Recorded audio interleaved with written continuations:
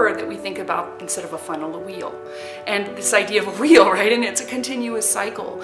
And the work as a marketer never stops. If you don't maintain that consistent relationship with your customer, you don't get that reoccurring revenue, which really is the way your business will stay in business. The wheel model is being used because it's a continuous cycle. It's a continuous relationship and cycle with the customer. What the wheel does is it allows the customer to explore products, to evaluate what they're looking at, right? To go out there and talk to others. What do you like? What does he like, she like? To then eventually get to the buy stage, where one would start to look at some free trials, some ways for them to really touch and feel that product. The goal is, after that, of course, that they install it. Once they've done that, perhaps it's a download, as I mentioned, on a transaction, the goal is to really engage them. To say, okay, you've used it in some capacity. How do we make sure that you like it? How do we talk to you? How do we engage? How do we really modify and work with you? Then get to the point of optimization, which is to get them to use more of it, right? To want to have more. And lastly, the expansion, which is absolutely key, where they really become an advocate for you.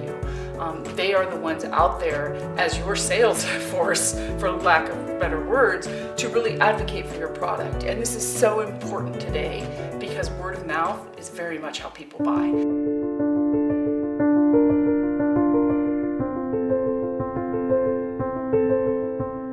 At the center of all this, of course, is your customer. Your customer who's driving this, your customer who's key to making it successful. And you really need to make sure as a company that you're catering to that customer every step of the way in the right way.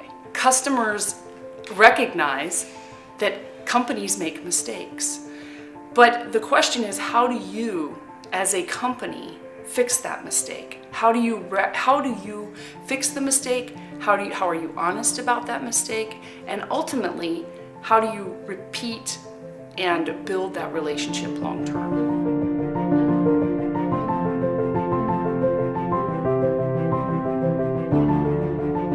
Crazy as it is, we like to talk about it like a marriage, right? People make mistakes in a marriage. The question, the key to a good marriage and a bad marriage is, are you willing as a spouse or a partner to forgive?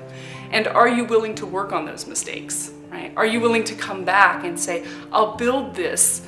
I get that I'm not perfect. I'm going to build this to make it better.